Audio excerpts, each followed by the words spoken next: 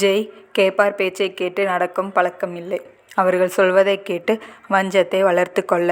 ஆனால் அவர்கள் அதை பற்றி பேசி அந்த கோபத்தை அவர் மனம் மறந்து விடாமல் பார்த்து கொண்டனர், அவர் அறியாமலேயே.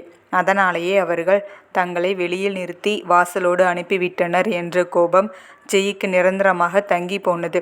இவருக்கே இப்படி என்றால் ஒன்றும் தெரியாத பச்சை குழந்தை, தன் தந்தை மேல் பாசமுள்ள அத்தைகள் என்றும் தந்தையும் மதிப்பு கொடுக்கும் உறவென்றும் நம்பி பழகிய பிஞ்சுக்கு அவர்கள் வார்த்தைகளிலும் மனதிலும் இருப்பது நஞ்சென்று எப்படி தெரியும்? அந்த அளவிற்கு வெகு திறமையாக அவர்கள் தங்கள் உண்மை முகம் வெளிப்படாதபடி வெளியில் பொய் வேஷத்தோடு திறமையாக நடித்து கொண்டிருந்தனர். சிறு வயதில் விடுமுறைக்கோ விசேஷத்திற்கோ தாய்மாமன் வீட்டிற்கு செல்வதென்றால் குதித்து கொண்டு கிளம்பும் தங்கைகள், அதுவே அத்தை வீட்டிற்கு என்றால் உற்சாகம் இல்லாமல் வருவதை காணும் போதெல்லாம் விகுவும் இதை உண்மை என்றே நம்பினான். அந்த அளவு இவர்கள் அவர்களின் மனதை கெடுத்து வைத்திருப்பதாக நினைத்து இதுவரை ஒரு முறை கூட கண்ணால் பார்க்காத தாய்வழி சொந்தங்களின் மேல் கோபத்தையும் வெறுப்பத்தையும் வளர்த்து கொண்டான். அவன் வளர வளர அதுவும் ஆழம் விழுது போல் தளித்து வளர்ந்தது. இதில் ஜெய்யின் சகோதரிகளின் உண்மை முகம் ஓரளவுக்கேனும் தெரிந்த ஒரே ஜீவன் மைத்திலிதான். பெண்களுக்கே இருக்கும் தனித்துவமான குணமான உள்ளுணர்வு அவருக்கு உணர்த்தியது. பாதி என்றால் இவர்களின் மீதான அலட்சிய மீதி என்று அவர்களை கணித்திருந்தார். ஆனால் இதை தன் கணவரிடம் ஒரு முறையும் சொன்னதும் இல்லை என்பதை விட சொல்ல முயன்றதும் கூட இல்லை. எங்கே புகுந்த வீட்டு உறவை பிடிக்காமல் பிரிக்க பார்ப்பதாக பெயர் வந்து விடுமோ என்ற பயத்தினால் ஜெய்யின் பெற்றோர் இருக்கும் போதே தங்கள் பிள்ளைகளுக்கு சொத்தை 3 பங்காக சரியாக விகிதத்தில் பிரித்து கொடுத்திருந்தனர். அவர்களின் பங்குகள் அப்படியே தங்கள் பக்கமே வைத்துக் கொள்ள நினைத்தவர்கள் தன் தொழிலில் முதலீடு செய்து பல மடங்காக பெருகியிருந்தனர். அது ஜெய்யின் பெரிய அக்காவான ஹேமாவிற்கு 2 பெண்கள். அதில் மூத்தவள் ராஜி, விகுவை விட பெரியவள். அடுத்தவள் தியாவை இவனுக்கு கல்யாணம் செய்து வைத்துவிட நினைத்து ஒவ்வொரு காயாக நகர்த்தி கொண்டிருந்தார். அடுத்த அக்காவான ரமணிக்கு மூத்தவன் ஜித்தேத்தர். அவனை பூஜிதாவிற்கோ அல்லை பூர்ணிதாவிற்கோ கல்யாணம் செய்து நினைத்து கொண்டு இருக்கிறார்கள். அடுத்து ஒரு பெண்ணும் உண்டு, காமினி. இரு வீட்டில் இருந்தும் ஆளுக்கொருவரை ஜெய் வீட்டு பிள்ளைகளுக்கு ஜோடி சேர்த்து வைத்து சொத்து வெளியில் போகாமல் இருக்க திட்டம் தீட்டி கொண்டிருந்தனர். இங்கு மூத்தவன் மனோகரனுக்கு 2 பிள்ளைகள். மூத்தவள் அம்சா, அடுத்தவன் அரவிந்த். அருணாவிற்கு 3மே ஆண் பிள்ளைகள். மூத்தவன் முகுந்தன், அடுத்தவன் நந்தன், இளையவன் வேந்தன். மனோரஞ்சனுக்கு 2 பெண் பிள்ளைகள். மூத்தவள் ஆருஷா, இளையவள் ஆதிரா. மைத்திலிக்கு 3 பிள்ளைகள். மூத்தவன் விஹான், அடுத்தவன் பூஜிதா, இளையவள் பூர்ணிதா. இதில் அண்ணன் தம்பியான மனோ சகோதரர்கள் அக்கா தங்கைகளான அகிலா அகல்யாவை மணந்து கொண்டு ஒரே வீட்டில் ஒற்றுமையாக ஒரே குடும்பமாக 4 பிள்ளைகளுக்கும் 2 அம்மா 2 அப்பா என்பது போல் பிள்ளைகளுக்குள் எந்த வித்தியாசமும் யாரும் பார்ப்பதில்லை. பிள்ளைகளுமே அப்படித்தான், அழைப்பதும் அப்படித்தான். அருணாவும் அவர்கள் வீட்டின் அருகிலேயே 4 வீடு தள்ளி வீடு வாங்கி செட்டில் ஆகிவிட இந்த 4 பிள்ளைகளோடு அவரின் 3 பிள்ளைகளுமே ஒன்றாகவே பழகி ஓடியாடி விளையாடியே வளர்ந்தனர். அதனாலேயே அவர்களுக்குள் அப்படி ஒரு ஒற்றுமை, அன்பு, பாசம் அனைவரிடையும் இளையோடி கொண்டிருந்தது.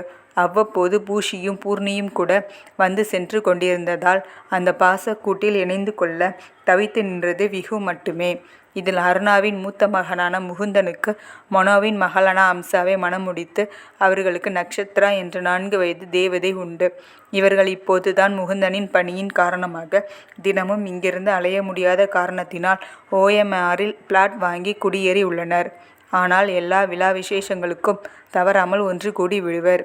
இது லட்சுமி அம்மாளுக்கு தன் இளைய மகளை தங்களுக்கு தெரியாமல் மணந்து கொண்டதால் ஜெய் மேல் உள்ள கோபம்.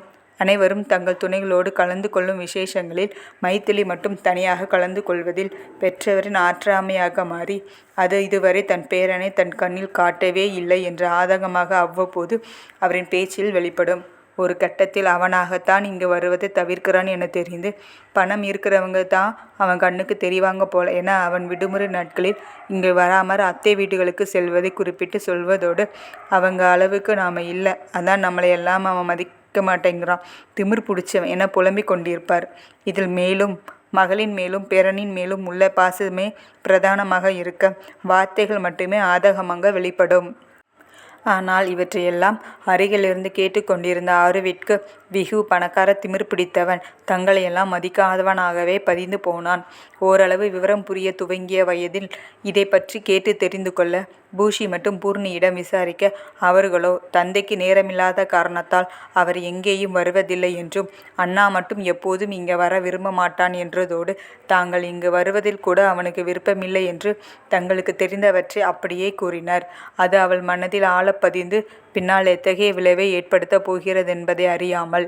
இந்த நிலையில் விகுவிற்கு 17 வயது இருக்கும்போது தன் இரு அத்தையின் மகள்களும் தேவையில்லாமல் தன்னோடு அதிகமாக இளைவதாக அவன் மனதிற்கு பட, ஒருவேளை இது வயதின் காரணமாக தனக்கு தோன்றும் எண்ணமோ, அவர்கள் இயல்பாகத்தான் இருக்கிறார்களோ என குழம்பினான். விகு பிறப்பிலேயே ஜெய்யிடம் இருந்த அதிக புத்தி கூர்மையும் ஆளுமையையும் நினைத்ததை சாதிக்கும் குணமும் அப்படியே கொண்டிருந்தவன்.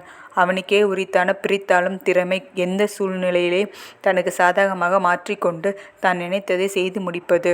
மற்றவர்கள் இவன் என்ன செய்ய நினைக்கிறான் என யோசிப்பதற்குள் அதை செய்து சத்தமில்லாமல் முடித்திருப்பான். அதே போல தனக்கு தோன்றிய சந்தேகத்தை அப்படியே காற்றில் விடாமல் அதன் பிறகு அவர்களை ஊன்றி கவனித்ததில்தான் நினைத்தது சரியே என்பது போன்ற வித்தியாசங்கள் அவர்களிடம் வெளிப்படவே செய்தது. இதில் விஹானின் ஸ்பெஷல் என்னவென்றால், அவன் கவனிப்பது யாராலும் கண்டுபிடிக்கவே முடியாது. மிகவும் இயல்பாக இருப்பது போலவே வெளியில் காண்பித்து கொள்பவன். அவர்களின் செயல்களை அவர்களுக்கே தெரியாமல் படம் பிடித்து கொண்டிருப்பான். அப்படி பார்த்த வரையில் பெண்களுக்குள் தன்னை யார் நெருங்குவது என போட்டி என்பது புரிய, அதற்கு அவர்களின் அம்மாக்களும் துணையிருப்பது அப்பட்டமாக தெரிந்தது. இந்த நிலையில் ஒரு நாள் எதேச்சியாக இரு அத்தைகளின் பேச்சை கேட்க நேர்ந்தது. ரமணி, உன் பையனுக்குத்தான் ஜெய் 2 பொண்ணுங்களில் ஒருத்தியை கற்றதா தானே நமக்குள்ள பேச்சு. விகுவுக்கு என் 2வது பெண்ணை கற்றதா தானே முடிவு. இப்போ என்ன உன் பொண்ணு விகு கிட்ட ஓவரா இளையிறா என ஹேமா கோபப்பட்ட. ரமணியும் அவளுக்கு விகுவை பிடிச்சிருக்கோ என்னவோ, அவனுக்கு யாரை பிடிக்குதோ கட்டிக்கட்டுமே என அசால்ட்டாக சொல்ல, ஆத்திரமடைந்த ஹேமா, எப்படி நீ உன் 2 பிள்ளைகளை வைத்தும் ஜெய் பசங்களை மயக்கி மொத்த சொத்தையும் வளைத்து போட்டுப்ப நான் வேடிக்கை பார்த்துக்கிட்டு நிற்பேன்னு நினச்சியா? இதுக்குத்தான் இத்தனை நாள் ஜெய்யையும் அவன் பிள்ளையையும் அவன் மாமனார் வீட்டு பக்கமே போக விடாமல் அவங்களை பற்றி இல்லாததும் பொல்லாதலும் சொல்லி தடுத்து வச்சிருந்தோமா? ஒழுங்கா நம்ம போட்ட திட்டப்படி என் பொண்ணுக்கு விகுவையும் உன் பையனுக்கு ஜெய் 2 பொண்ணுங்களில் ஒருத்தியையும் கல்யாணம் பண்ணுறதா இருந்தா சரி. இதில் எனக்கே விளையாட்டு காட்ட பார்த்த உன் பசங்களுக்கும் எதுவும் கிடைக்காம பண்ணிடுவேன். என்னை பற்றி தெரியும் இல்லை என கர்ஜித்தார். இதை கேட்டு மிரண்ட ரமணி தன் அக்காவை பற்றி நன்றாக தெரிந்ததால் அவள் இப்படி செய்யக்கூடியவள் தான் என்று தோன்ற உடனே தலைத்து போய், இல்லக்கா, இப்போ எதுக்கு இவ்வளோ டென்ஷன் ஆகிற? நம்ம முதல்ல பிளான் பண்ணது போலவே செஞ்சிடலாம் என சமாதானத்திற்கு வர, அதன் பின் இருவரும் அடுத்து என்ன செய்வது என்று கூடி பேசி கொண்டிருக்க, இவற்றையெல்லாம் முழுதாக சற்றும் எதிர்பாராமல் விஹான் இந்த புறம் இருந்து கேட்டுக்கொண்டிருக்க, ஜெய் அந்த பக்கம் இருந்து கேட்டுக்கொண்டிருந்தார். அந்த நிமிடம் இருவருமே அவர்களின் மனதை செயலையும் எண்ணி அருவருத்து போனார்கள். அப்போதே இதை எப்படி கையாள்வது என்ற முடிவையும் எடுத்தார்கள், ஒருவருக்கொருவர் தெரியாமல். அந்த 17 வயதிலே விகு அழகாக தான் அவர்களை தவிர்ப்பது அவர்களுக்கே தெரியாமல் தவிர்த்து அவர்களை தள்ளி நிறுத்தினான். அவர்கள் இவனின் விலகலை முழுமையாக இல்லாவிட்டாலும் சிறிது உணரத் தொடங்கிய போது 4 ஆண்டுகள் கடந்திருந்தது. அதற்கேற்ப இவனும் படிப்பிற்காக வெளிநாடு சென்றுவிட அழகாக மொத்தமாக அவர்களின் தொடர்பையே முடித்து கொண்டிருந்தான். அதே போல தங்கைகளும் அங்கு செல்லாமல் பார்த்து கொண்டான். ஜெய்யும் இனி பிள்ளைகளின் மேல் அவர்களின் நிழல் கூட படக்கூடாது என்று உறுதியாக இருந்ததால் அவர்களால் இவர்களை சுலபமாக நெருங்க முடியாது போனது. ஆனால் இதையெல்லாம் அவர்கள் வெளிப்படையாக தெரிந்து கொள்ளும்படி செய்யாமல் கண்டுபிடிக்கவே முடியாதவாறு இயல்பாக செய்தனர். தந்தையும் தனையனும் ஒருவருக்கொருவர் தெரியாமலும் தெரிவிக்காமலும் ஒன்று போலவே. சிறு வயதில் இருந்து பழகிய இவர்களே பொய்த்து போகவும், தங்கைகள் அதிகமாக விரும்பி செல்லும் தாய் வழி சொந்தங்களை அப்படியே நம்ப மனமில்லாமல், அவர்கள் எப்படி என்பதை அவர்கள் அறியாமல் விசாரித்து அறிந்து கொண்டவனுக்கு அவர்களின் உண்மையான அன்பும் பாசமும் நிம்மதியை தந்தது. அதன் பிறகே தங்கைகள் அங்கு செல்வதை தடை செய்யாமல் இருந்தான். அங்கு இருப்பவர்கள் அனைவரும் தன் அத்தைகள் சொன்னது போன்றவர்கள் கிடையாது, நிஜமான பாசம் கொண்டவர்கள் என்று புரிந்த பின்னும் ஏனோ அங்கு செல்லவோ அவர்களோடு பழகவோ தோன்றவில்லை விஹானுக்கு. ஆனால் சிறு வயதிலிருந்தே அவர்கள் மேல் கொண்டிருந்த கோபமும் வெறுப்பும் இடம் தெரியாமல் போயிருந்தது. விகுவிற்கு வந்தது போல் ஜெய்யுக்கும் தன் மனைவியின் உறவுகள் மேல் எந்த சந்தேகமும் வரவில்லை. அவருக்கு அவர்களை பற்றி நன்றாகவே தெரியும். தன்னை வாசலோடு திருப்பி அனுப்பி விட்டார்களே என்ற கோபம் மட்டும்தான் அவருக்கு உண்டு. சகோதரிகளிடம் தான் பாசம் என்னும் மறைத்தலில் இத்தனை வருடங்கள் உண்மையை புரியாமல் இருந்து விட்டார்.